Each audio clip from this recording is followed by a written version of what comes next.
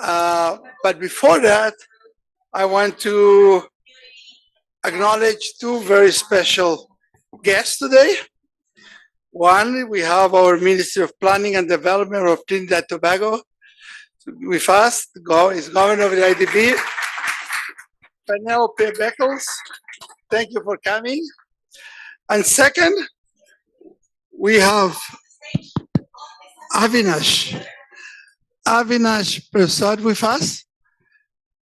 And I'm very glad to announce that Avinash is joining the IDB group with us. So congratulations, thank you very much. He's going to be our special advisor on climate change. He's a dual citizen of Barbados and the United Kingdom. He has over 30 years of experience in development finance, public policy, and academia. I actually find it funny to give it CV. You all know him, right? But I'm going to continue. It's part of my briefing here. So since 2018, he's a special climate envoy to the Prime Minister Motley. She's going to be coming instrumental in the development of the Bridgetown Initiative. He's also a member of the high-level expert group on climate finance of the COP28, the COP that you are here. As well, he was in the COP27, COP26. His appointment will be key in advancing both for us, the coordination, but also being able to have being our ambassador, is somebody for the outside. And for the Caribbean, I'm sure you know that he will be key also in advancing your Caribbean, your interests too. I want to tell you about why are we here. We are here because we have been talking since Governor, I don't know if you remember, in Trinidad and Tobago, we were talking about pre-annual meeting. It was in February. And we talk about a regional effort. So we are bringing this regional effort today here. We gave it a name, One Caribbean. But more important, we give it a content. And to give it a content is very important because we want to do everything. And we could have a list of things, but we wanted to prioritize. And in the One Caribbean, we have 4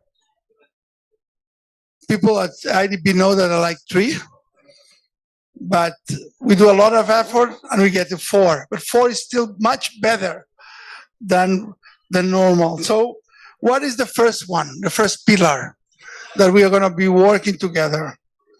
Climate adaptation, disaster risk management, and resilience. As you know, we're going to be part of panel here on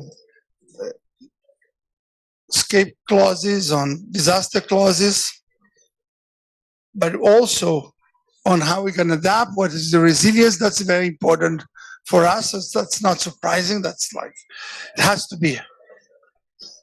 Second, which is something that increasingly is important, is the citizen security. But citizen and business security,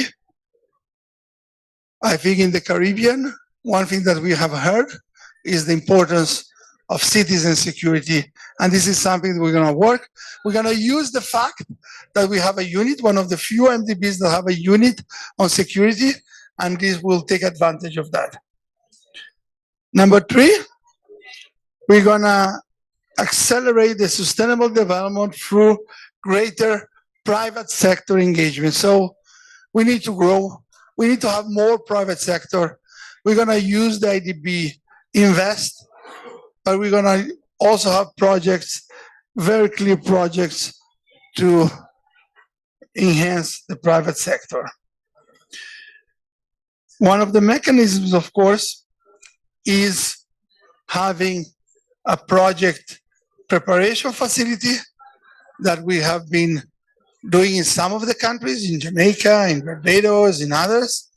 So we're going to use it both for the resilience, for the food, for the citizen security, for private sector. But last but not least, the fourth one is food security. So food security, city security, private sector productivity, and resilience, climate, and disaster management. Those are the four. Of course, when you deal with the four, you have cross issues, and we have two of them. One is the capacity and institutional strengthening. So we will be working with capacitation, with for all the four, and another one is being able to do a digital transformation. So for each one of them, we'll have digitalization as part of this. So as you see, we are taking an holistic approach. We are not going to be alone. As you know, that we have just signed an addendum to our understanding. We basically agree on action plans together. They're not exactly those points, but we have our own priorities that are very aligned to that. So with the CDB, we are going to work together. As you all know, we have also signed an agreement with the World Bank on three aspects, on 3K, and one of them is the Caribbean on resilience. So we are not alone. We are with you, with the Caribbean, one Caribbean, with the CDB, with the World Bank. And we're talking about also to include CAF and to have the CAF, the World Bank, and the CDB together. So let me tell you that I'm very happy for these several reasons. For Avinash with us, for launching here, presenting here the One Caribbean, to signing the CDB agreement, and to be able to have you as our host today in this panel. You know that start a panel with everybody is impossible in COP. So we're going to start with you, and then we can work around, and Mia will come, and Nigel will arrive, hopefully. So please, I would like to invite our guests, and I'm going to present in order here. So Carla Barnett, Secretary General of CARICOM, please come to be with us. You can choose, you're the first one. And Jean Leon, President of the CDB, Caribbean Development Bank.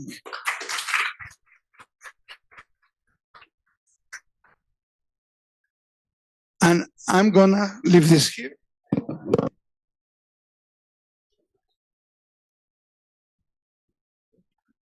We have microphones, so we are here. So let me start with you.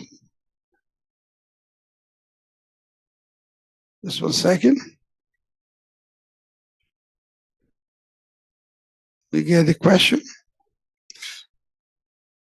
So, Carla, what is the main challenges you see for the Caribbean? What are the main challenges? I mentioned 4 topics. Do these resonate to you? Do we need to, on those issues, think about something different? Can we use innovations on that? The first question is basically ask you to. Thank you. This is on, yes. First of all, thank you for inviting us and having me involved in this important conversation today. The challenges that we face in the Caribbean region and CARICOM in particular, all that you mentioned this morning are important, are clear challenges. Critically, the climate crisis is number one. That's affecting everything that we do. It's threatening to undermine the social and economic gains that we've fought for over the last 30 years or more of since we've been independent. All of the gains we make in infrastructure development, in agriculture, in health and education, to the extent that we are circumscribed in what we can invest in education and health because of having to invest in climate resilience and all that the impact of climate change means to us, the criticality of understanding that the impact of climate change underlies every threat that we face at this time, and the injustice, if I can say that word about it, is that even as we do the best we can to adapt, to mitigate, unless the source of climate change, which are the big countries that are the large emitters, unless they change, we will continue to have to increase what we spend on mitigation, adaptation in order just to survive. So for us, that's really the critical challenge, as best as I can put it together, that we face. It is about climate change and the undermining of our future. Very good, and I think this is very, very important. So for you, Jean, same questions. Are these topics resonate? What are we doing? What are we facing? Can we innovate? What are the challenges? Thank you very much, President. I think, yes, the topics resonate, but I'd like to probably put this in maybe two contexts that you've mentioned. The first is in terms of what's our biggest challenge. For me, the challenge we face is one, the magnitude of the problem is bigger than we are all even estimating.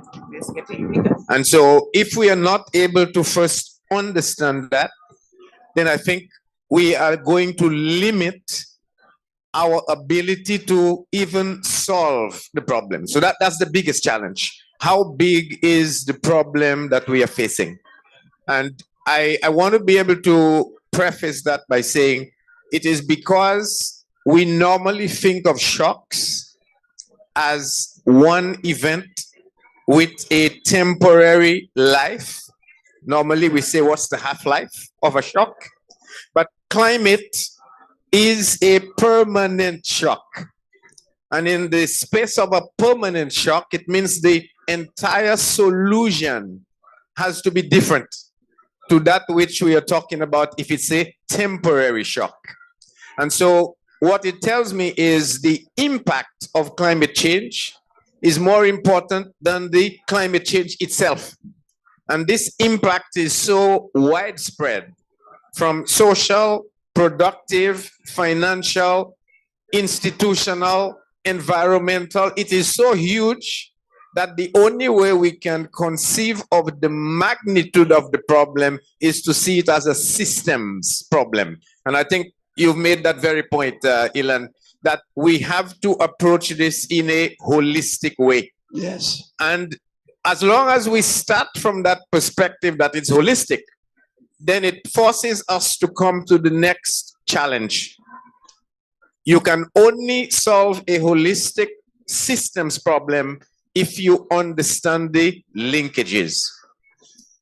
And so I think the next biggest challenge we face is, as we craft solutions, how do you optimize on linkages so that every project, every idea is linked, so you get optimal benefit from that by tackling all of the, or as many of the impacts in one go.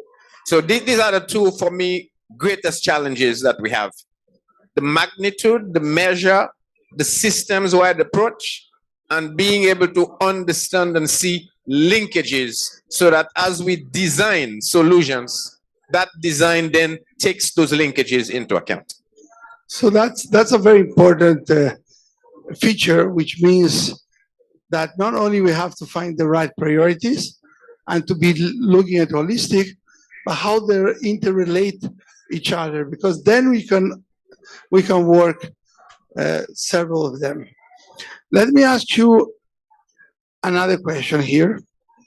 And I'm going to reverse. I'm going to start with Jean. Let me talk about financing. Okay. How can we make financing more reasonable, financing more accessible to finance climate, to finance nature? This is a big issue here where we sit, and we have to deal with it. And at the IDB, we have been working on financial innovations, and we're talking about that. Maybe I'm going to ask afterward Avinash to help us with that question, because you've been thinking about it for some time. And at some point, I'm going to get you to Penelope, maybe not on financing, but something. But I want to ask you to. So, Jean, please. Yeah. Thanks again for that, Dylan. My sense is, in the same way that the climate issue is a systems issue, I think you have to approach the financing equally as a systems issue.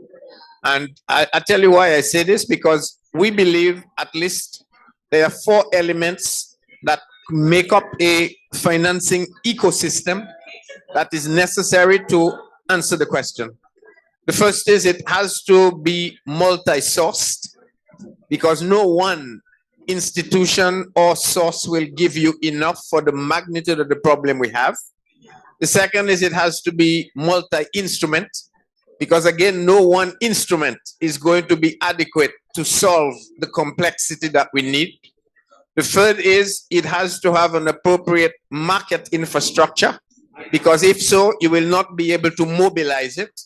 And fourth, you need to have adequate regulatory elements to make sure that it can be done with the appropriate governance. And so when you blend those together, I think you have the beginning of a solution to the problem that you're raising. Having said that, let me quickly point out that in terms of sourcing, I think we have to look, one, at private sector crowding in as one element. We have to change the way we think of financing of investments.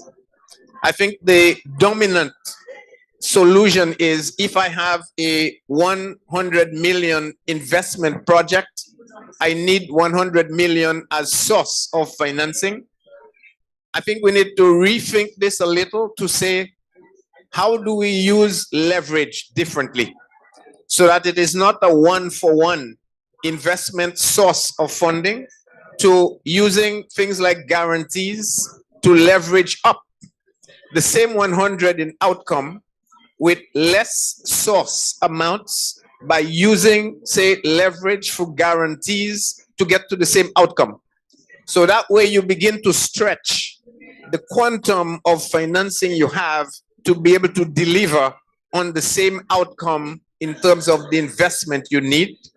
I think we need to, as a third source, benefit from things like the, as welcome PM Watley.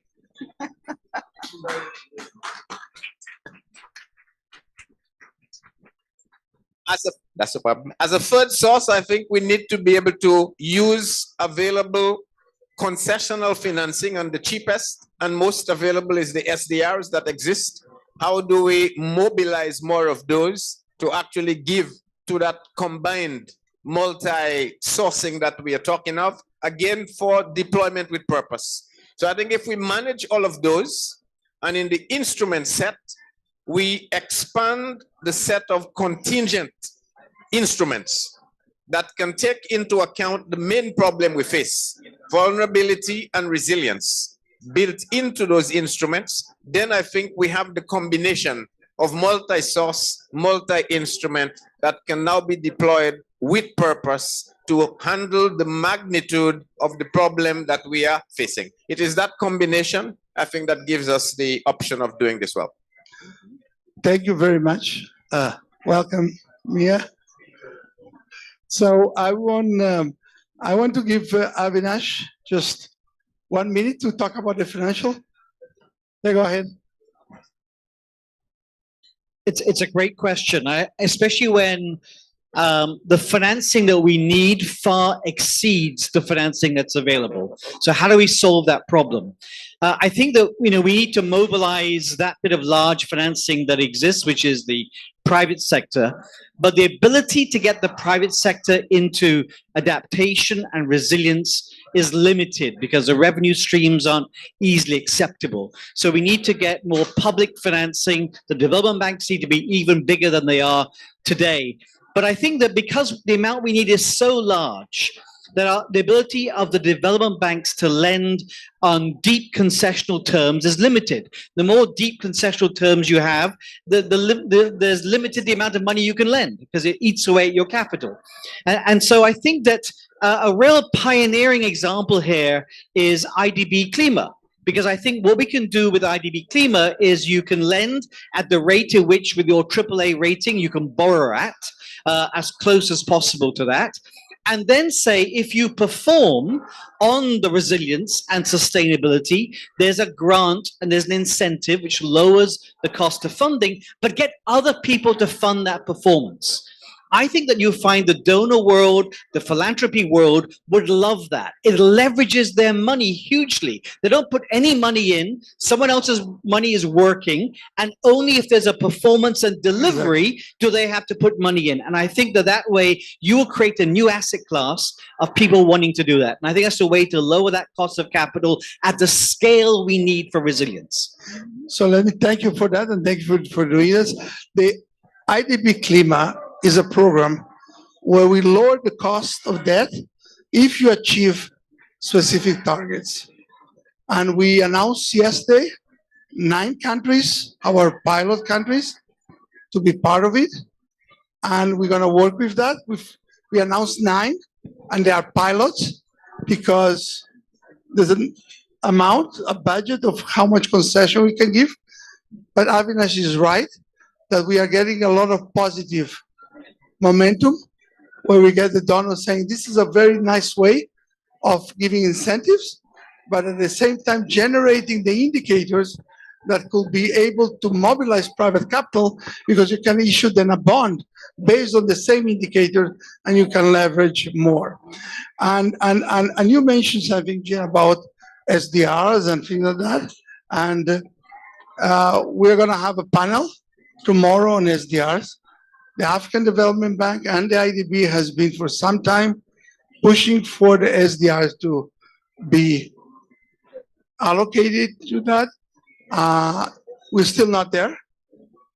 We're getting closer. The IMF will go to the board, allowing us to be one of the sources, which means that we already have a depository right, but they're going to say that SDR on MDBs is part of the use and they can be used. We still need to convince central banks that putting in our balance sheet still maintains a reserve assets. What we're going to have tomorrow is several central banks saying, if you find the investors, we're going to provide you the liquidity. We're going to provide you SDRs to buy and sell, which is very good because that provides liquidity. And with liquidity, you get the reserve asset.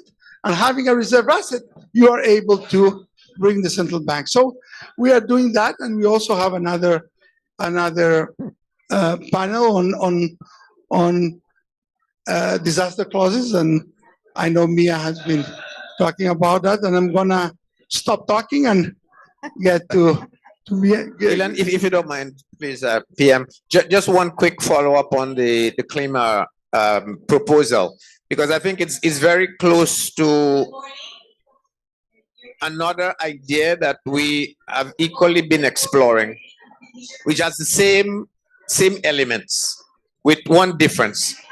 For either Klima or another broader class to work, you have to be able to price reform. You have to be able to price reforms, because to the extent that you want to give back after a reform has been completed, it means A, you need a good means of verification, but equally, if you do not meet the reform, then it means that either the borrower, the government, has a shortfall, or the institution giving has a liquidity change to manage. And so you have to have the market infrastructure to allow you to make up for the time when you're actually going to be making the particular statement. So the market infrastructure I mentioned at the beginning holds. And what we have been proposing is that it becomes automatic, so that as long as you can verify the particular delivery on the reform, you have a repricing of the debt. So in fact, you contract at your appropriate return profile, your risk profile, you implement, and as long as you implement with verification, you have an automatic repricing, and the benefit goes forward to the country or the borrower in terms of its debt sustainability. But to have an appropriate repricing, you need to be able to price the reform that is being done. And that's the more difficult part that we don't have a full handle on. But I think CLIMA is a very good way to start. It's a rebate as opposed to a repricing. And if we can, even I'd be happy to work with IDB on this, work on developing the tool such that you can reprice and get a price of reform, then I think you have a very, very powerful instrument to go forward. Yeah, and I think that makes a lot of sense. We use our balance sheet, our AAA, in order to better serve our country. We have been doing it in several ways. Barbados have been doing the debt swap. We're talking about Ecuador debt swap, but we started with Barbados, and now we are in a new one with the European Investment Bank, and we are happy to participate in that. So that's another instrument that we have been developing, and I think it's very important for us. And last but not least, yesterday, I'm getting confused. Yesterday or 2 days ago, we were developing a hedging mechanism for climate investment, so that we get investors where we take care about their hedging needs for currency. And we are doing a pilot, and I know you have written about that, but we are doing a pilot with Brazil. A fund with several instruments to be able to hedge, which is very important for investors to get out of this risk. And again, we look around and we say, yes, we can help. We can help with our balance sheet. We can help with our capacity to issue swaps, to do the swap. So that's important.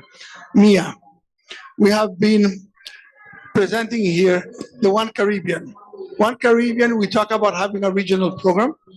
So we decided that there are 4 priorities: climate resilience and disaster management. Number 2, citizen security, which is becoming very huge. Number 3, food security. And number 4 is private sector productivity. There are other things, but those are the 4 that we decided the region from the beginning, and they're very precise action plans for next year, for the other, and so we're going to work on that. So that was my presentation at the beginning. So back to you. Well, how are you seeing these challenges? How are you seeing the region?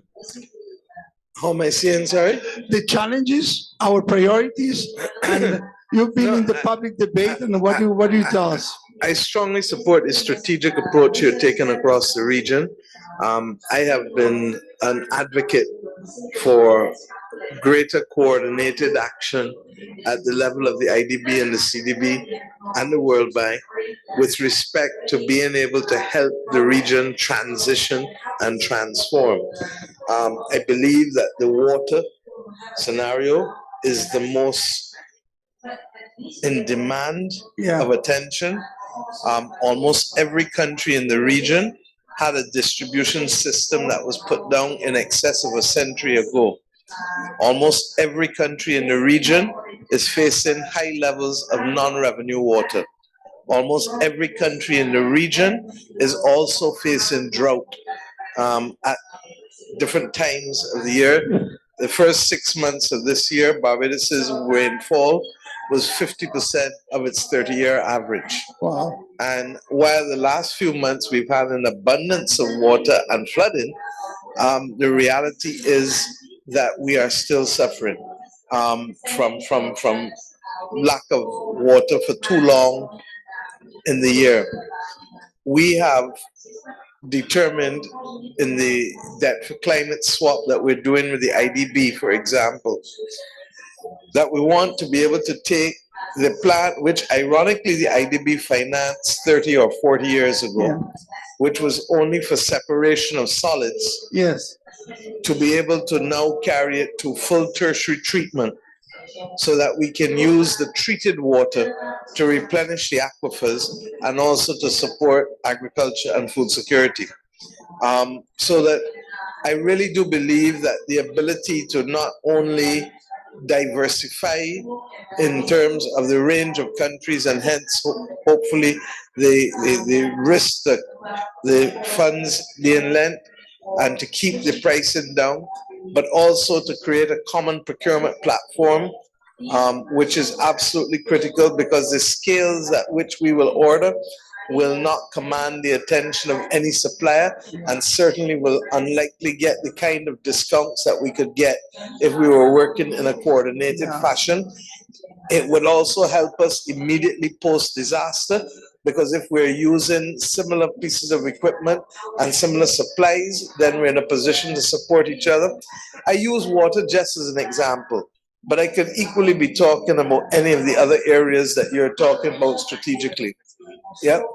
And I think that therefore that strategic importance to the approach to the region is absolutely critical at this stage. Within the context of the single market and single economy too, I believe that we set ourselves the target, which Guyana has been ably leading under President Ali for food security.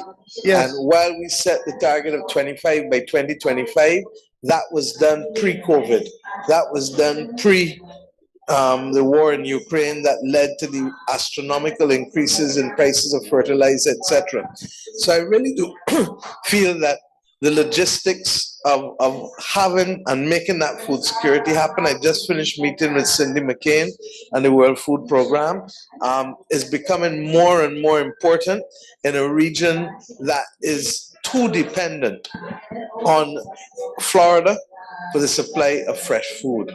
And whether we like it or not, if a hurricane hits Florida on the East Coast and in the same season, 6-8 weeks later, hits the West Coast, you're going to have a total panic in the Caribbean because almost every country depends on fresh food supply within a 7-day period out of Florida. What we've been trying to do, therefore, is to see how we can build greater food resilience, resilience in our food supply chains out of Suriname, out of Guyana, out of Belize, out of Venezuela, out of Brazil. Because if we have those 4 countries to the south of us, and Belize and others in Central America to the west of us, then I believe we can hedge our bets in a sensible way that will ensure stability. And why is that important? You talked about citizen security. If at the end of the day we can't feed our people, we've already known what happens in the region when instability starts to spread. So that all of these things are interwoven at this stage. And I want to salute you for your leadership in ensuring that we can take that strategic approach. I also do believe, and I should say, that climate resilience is not going to be real in the region until it reaches the household. And that's the point I was just making in our pavilion.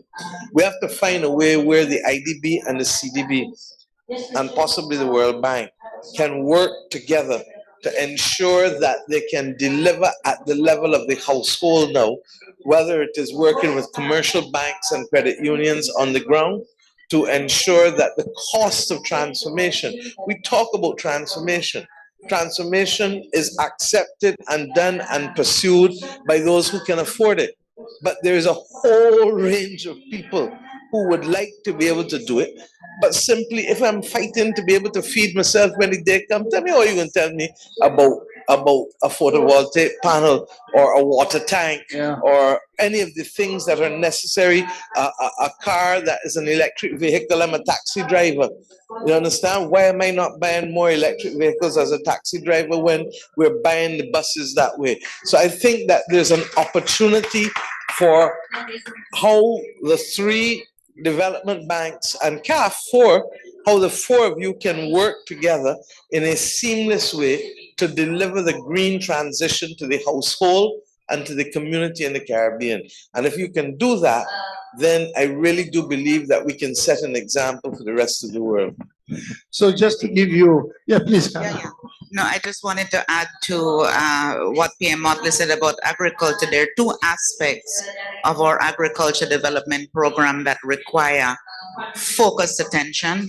One is access to technology, because the way of growing food has changed significantly. We're bringing more young people in, and those two things together means that there is an opportunity to expand food production with young people, introducing technology at a much higher level. Yep. So that's one thing. The other thing is, how do we manage risk in large-scale agricultural investment in the reality we face of increasing climate risk?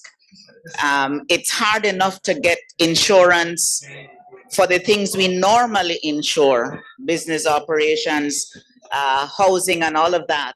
How do we mitigate? How do we price risk in agriculture? How do we get private sector investment in agriculture? Because nobody is asking governments to get in the business of growing food. It's private sector investment. But the risks involved in agricultural investment, as you know, are normally high. They are even higher now. And so that's a particular bit of work that we require some attention on.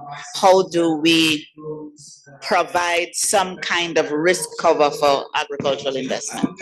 If I may, Ilan, Carla is exactly correct. Because this year, what did we find? Our poultry sector has experienced a higher percentage of mortality among chickens this year because of the heat in August and September. Wow. Similarly, once the rains came in the latter part of the year, we now have the experience of convection rain, which we've never had before. So you have this intense rainfall, this intense flooding, and therefore it has affected the agricultural sector. And what it then leads to is the spawning of pests and other things which become resistant to the practices that the farmers are using.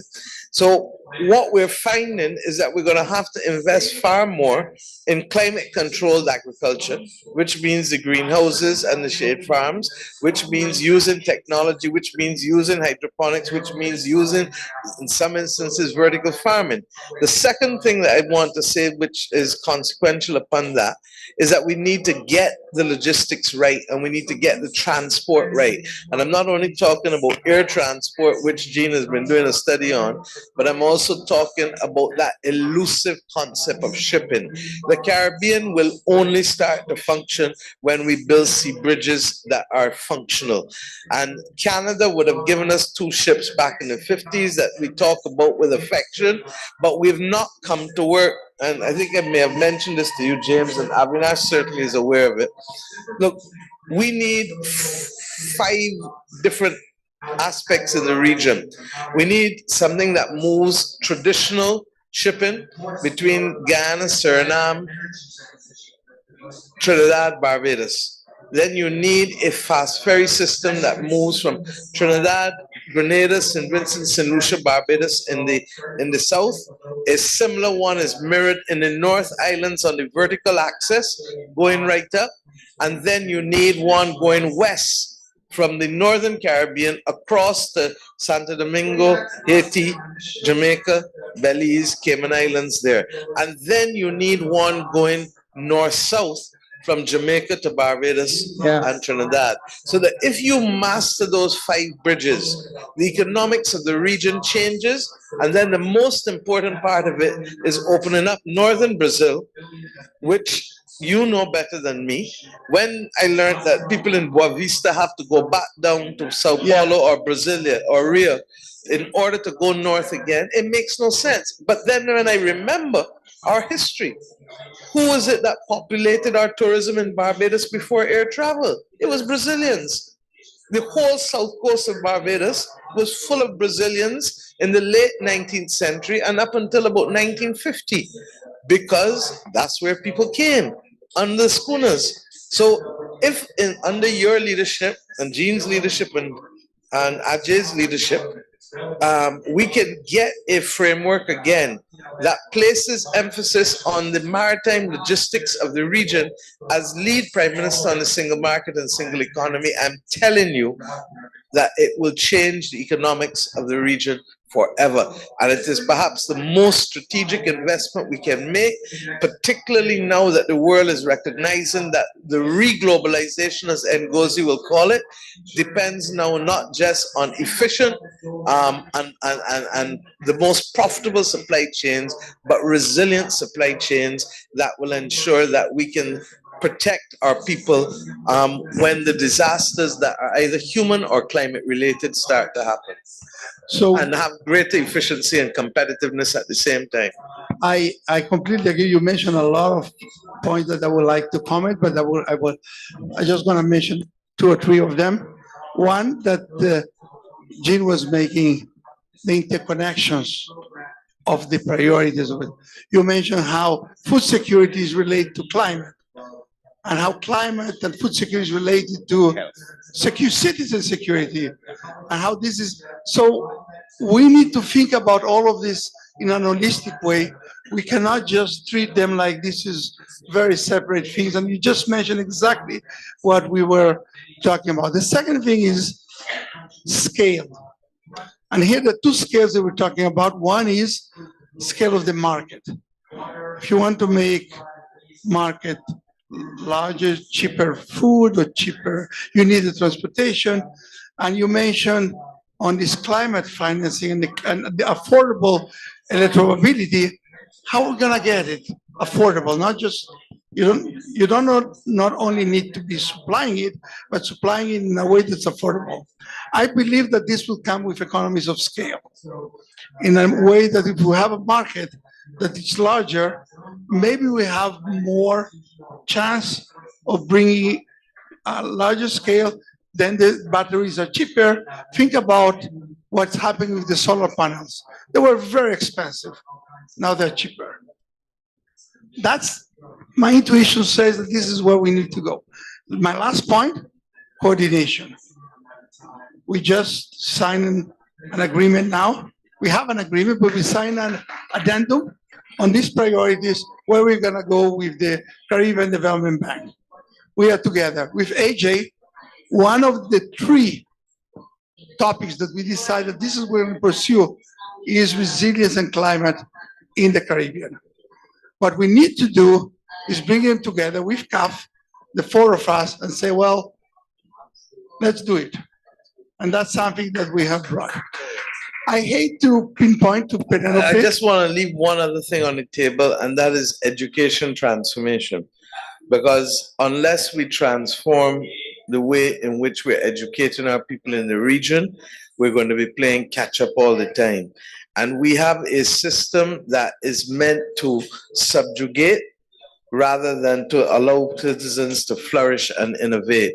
And I think that all of the institutions equally, as you focus on climate resilience, as you focus on productivity, as you focus on citizen security, if we don't have an eye for both formal and non-formal education in the region, we're not going to have the people necessary to propel growth, regrettably. Because the other major factor that is often ignored is that the region is significantly underpopulated with the exception of Haiti.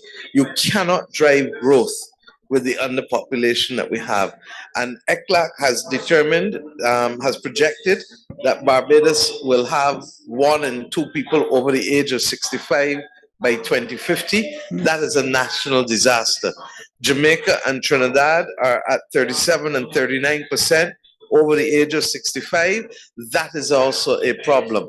And in both instances, we're already too close to solve it the natural and enjoyable way, so that we have to solve it through planned and managed migration. If not, we're going to find ourselves incapable of sustaining pensions, incapable of sustaining growth, and becoming a region that will both be uninsurable and uninvestable.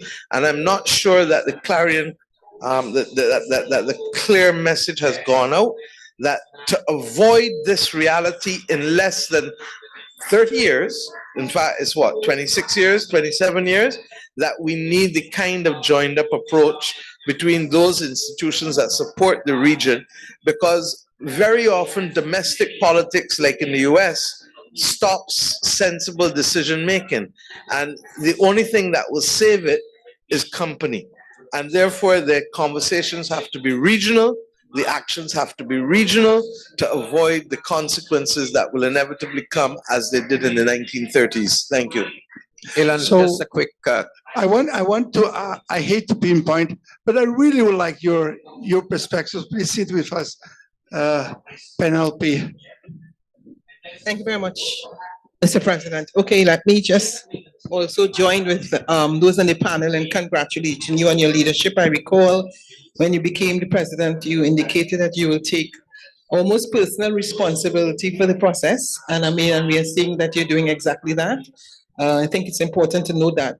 I would like to just endorse as well the CLIMA, but I have one concern. You spoke about the issue of performance targets, of course, being related to the funding. As someone who is as Minister of Planning and Development, and I want to talk about Prime Minister Motley talking about the water sector, for example. One of the issues has to be the gestation period between the signing of the loan, the actual start of the projects, and the length of time that it takes. For a number of reasons, the issue of capacity building, the complexities that exist in relation to the implementations of the loans. So it's how do we address those issues, because it means that it's going to be extremely difficult for a lot of us in the Caribbean to be able to meet the targets of which we speak about, especially when we link the Sustainable Development Goals and the 2030 agenda. So I think that focus has to be very, very critical in the mix. And I have to say, it probably requires a little more hand-holding, a little more assistance in terms of capacity building to ensure that in truth and in fact, what we are trying to achieve, that we do have literally the bodies on the ground who are able to assist us, because the other complexibilities in terms of the vulnerability index for disaster preparedness, and how do we deal with that debt for climate swap really requires that we ensure that we build capacity. I know, having been a governor of the bank myself, both of the CDB and the IDB, that the resources and the capacity is there, but in the region, I think we need it, or else that the changes of those lines that are 100 years old, and the impatience of our population now, especially with the challenges with climate risk, where you have in Trinidad, you can just have 15 minutes of rain, and I mean the flooding is just impossible to even describe. So I think that's really, I just want to focus on that. How could we ensure that the loans, the grants, that it is actually reaching to the population and those who intend to benefit, so that they can actually see that there is a big difference that is being made. Thank you. Ilan, may I make a suggestion? Yes. I'm sorry, Jean, but I think the moment demands it.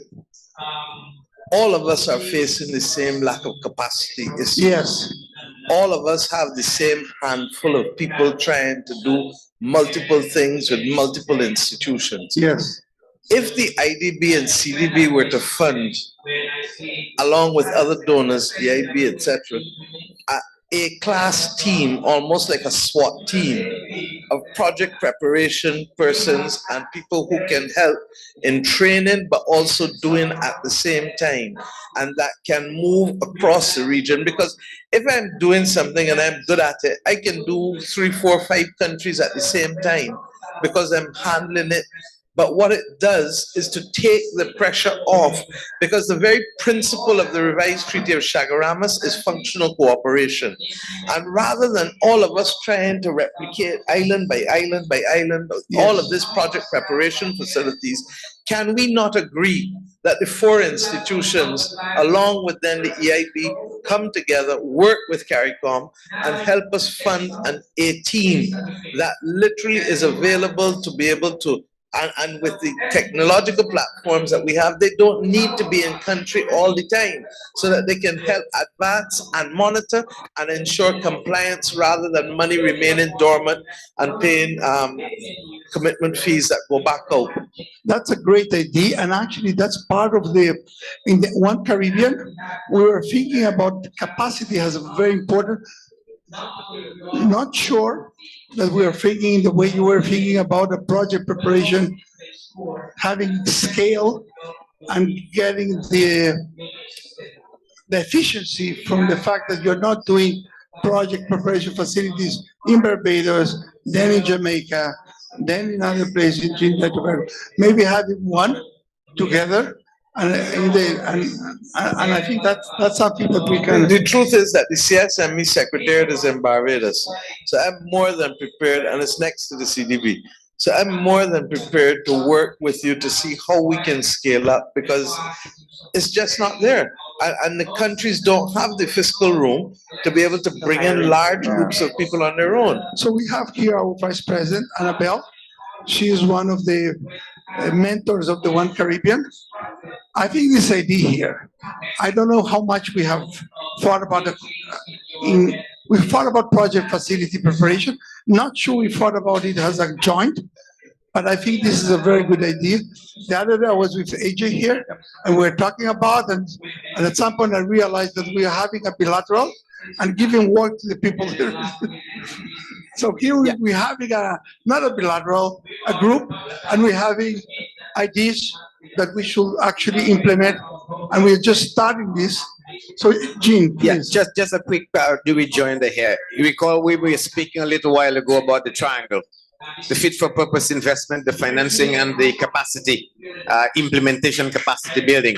I think what PM Motley has just said is an exact example of this, as to how we need to think about capacity building as an investment in country capacity, not how do you make a project deliver better.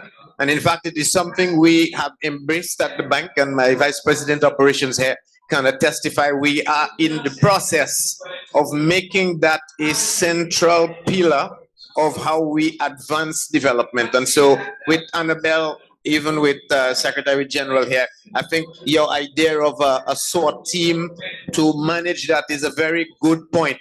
And I want to maybe add to this, Ilan. Let's make this meeting count. This could be one idea that we could say we want to take forward. But I want to add a second idea. And that second idea is, let's get the 4 development banks, CDB, IDB, CAF, and the World Bank, as the financing institutions to agree. And the AIB, okay, 5, to agree that they will work together to advance one key backbone project. I'll even call it a mission, that will actually facilitate the development of the region over the next 10 to 20 years. And that one project, which we've talked about a little, is the connectivity project. The maritime transport that Pierre Motley spoke about is one part.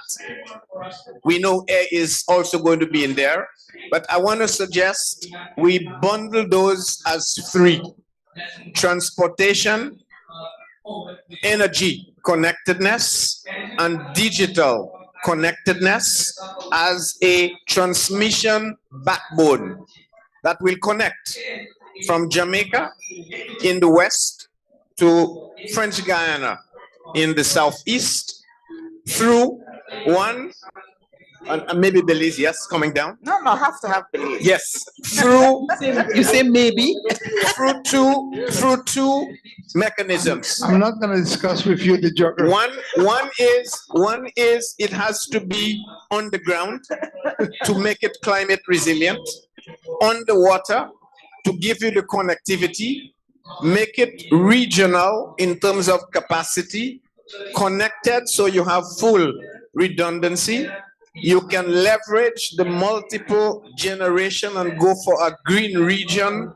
By that time, solar, geothermal, offshore wind, water, and you can provide for the ability to make economic diversification in offshoot of this, because it provides means for every country to be able to advance at the same time without the need for the energy to propel it, build social cohesion and community development from that, enhance it with education opportunities, the means to fabricate, maintain all at the same time. So you hit all of the buttons of development, production, social, education, research and development, financial, economic growth through that one central project that would unify the region, regional development, common market, all at one time.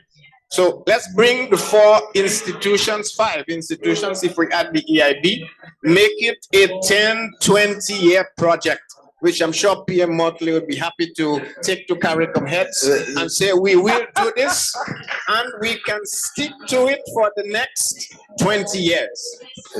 Let's make it 10. 10 years. I can't promise to be alive in 20. 10 years. Very good. I want to give you the opportunity. We are getting to the end. I know that there is some flexibility of time of getting late to the next commitment, but let's not abuse. So let's finish around time. So I want to give you the opportunity for your final remarks. I'm gonna start with you, Carlos. Yeah, thank you very much. I love the idea of the capacity building Yes. approach, bringing the major institutions together. In a previous life, I worked with government dealing with projects, and we would often find ourselves in situations where with each bank, with each development agency, we're looking for individual project managers, including engineers, and there are just so many people. It's not a lack of capability, it's just a lack of numbers because we are small countries. But if we had a way of bringing all of that together and ensuring that we can share effectively information, inputs, that it would make such a tremendous difference to the ability of our countries to implement projects on time, within money, and much better. So if there's a way the banks can get together and do that, that would be the single most important thing that would come out of this conversation we're having here, because it has implications for how well we can implement all our resilience projects or agriculture projects or infrastructure projects, because it would enable us to be able to draw on the capacities that we need when we need them. So for me, 100% behind. Let's see if we can get that done. Everything else is good too, but that particular thing. Love that. Love that. Yeah, thank you again, Mr. President. I want to also thank you for visiting Trinidad and Tobago and visiting the region. I want to end by focusing on something a little different, which is a communication strategy. The IDB does a lot of good work in the region. I don't think it's sufficiently known. I don't think the impact of what the IDB has done over the years is sufficiently known. it's really critical for what we are about to do. Assuming that the decision is taken, what Minister Motley spoke about and Jean, it is still important to market that project to the extent that those who are the beneficiaries sufficiently understand the importance of what the IDB has done, not just over the years, but what is to be done now, because it becomes very extremely difficult to be able sometimes to manage, convince. Too much time is taken doing that. I think we need to reduce that time by the appropriate strategy so that less work is done convincing those who really should probably know better. Thank you. I have to either. I think the IDP has been doing a lot of stuff and a lot of good stuff, and has not communicated it enough. It's also true that we can. There are other things that we are not doing, which we are not also not communicating what we're not doing, but we are also not communicating what we are doing. So I think your point is important. If we are gonna go ahead, do more stuff, do the One Caribbean, think about capacity, work with the 5 banks. We need to be able to communicate it in a way that people are aware and that they are conscious that this is the way forward. Jean? Thank you. I would say get the 5 banks to agree regionally beyond political party, beyond national, broad regional, to optimize on scale, to agree on 3 key pillars. I love it, 3. 3 key pillars. Not more. One backbone infrastructure that will take us forward and create opportunities to do everything we need. For me, that's the connectedness project. 2, adequate and affordable finance that is sustainable to allow us to do all of what we are saying for the next 10 years without a problem. And 3, capacity building to allow us to implement in the broad definition we've used. If those are our 3 anchors, everything else flow from that, and you mobilize the strength of 5 major development institutions to say they are supporting and will drive this for the next 10 years. If we can agree on that, then I think we have the potential recipe to drive the region to another place at the end of the next decade. Mia? Thank you. Be our bridge to the Bridgetown Initiative. And I mean that sincerely. Look, if AJIS now agreed that the debt pause clauses are to do existing loans, and I'm a lawyer, Penny's a lawyer, it's just a mutual consent to vary the terms and conditions of the contract. We need long-term capital for social spending in particular. And what we're seeing in the region, regrettably, is that we're still getting loans for 15 years and 10 years to be able to do education and health and social spending. That really is not sufficient. So we need to change the nature of what we anticipate with respect to the lending that we're doing for long term. And we need to be able to change the metrics on debt sustainability. Yeah? Because with debt sustainability, the trajectory is going to be critical. Hey, Nigel, what's up? No problem. Yeah. Thank you for your comment. Sorry, Mia. Yeah, we need to be able to have a downward trajectory that is much gentler than what is acceptable in a pre-polycrisis moment. And how much ever money you give us, if the fiscal space is not there, this is a moot conversation.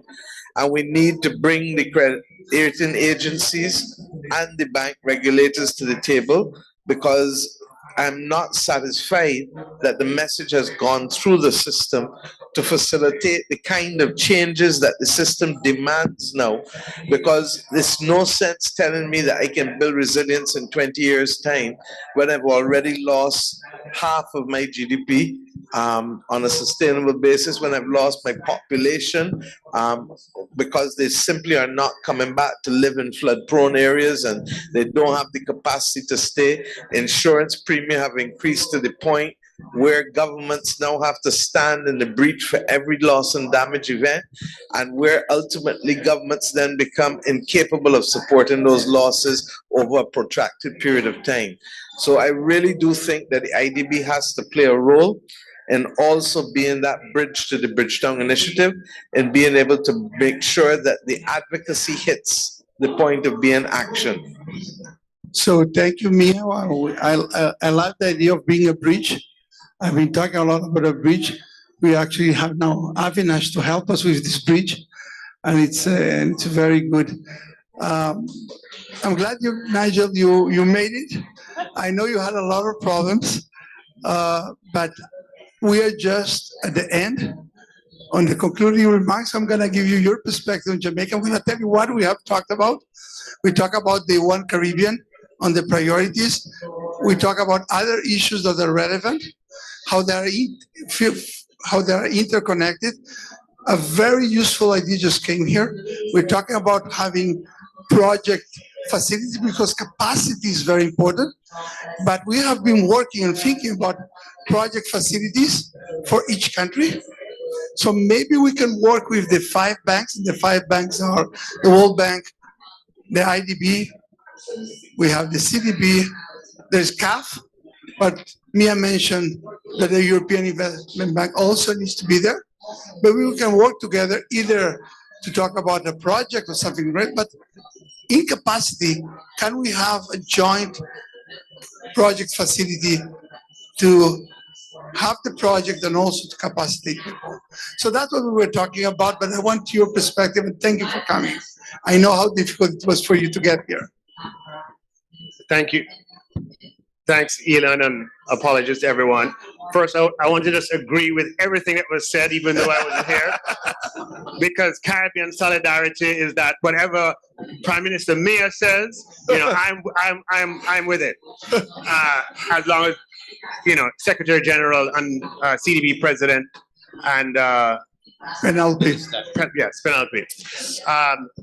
Look, we are, it's only Caribbean resilience that made me get through all of the obstacles and hurdles to get here. And I'm happy that I did. I've just come here directly from this AML CFT event in Aruba, where Caribbean countries are all under the weight and the pressure of needing to comply with international regulations. And while I was there, I would have met the head of the FSC in Montserrat, as well as the head of the FSC in Antigua, and the head of the FSC in Dominica and St. Lucia. And it just reminded me of... So Jamaica is ready for regional FSC now? That's what I'm trying to say is that take the lead, there's so many issues for us to tackle, for us to continue to try to tackle them country by country by country, replicated 13 or 14 times across the region. We will get nowhere. I agree. We will absolutely get nowhere. Today, when we think about the Common Examination Council, nobody thinks of CXC. I think of CXC as Jamaican. Mia thinks of CXC as that's our equivalent of examinations, O levels, A levels, whatever. I think of it as Jamaica. You think of it as Barbadian. The Guyanese think of it as Guyanese. It's so local to each of us, but it is also it's regional. And I say all of this to say that with the crisis that we face with climate, if we try to attack it country by country by country, we're going to fail. It is much too big a problem. And we cannot replicate what we have tried to do in other areas, whether it be financial services, AML, etc. A regional approach, in my view, is likely to be the most successful. Now, when it comes to building resilience and having infrastructure that has been adapted to the realities of our region, the big problem that we face is the cost in putting these projects together. It might be a little embarrassing, but I'll just share it nonetheless. we have within the government of Jamaica, ministries that have been trying to put projects together. In our public investment process, they've gone through the first hurdle to get concept approved. But to develop the project, they need financing in order to hire all of the consultants, environmental impact study, the architects, etc. And that is where the bottleneck is.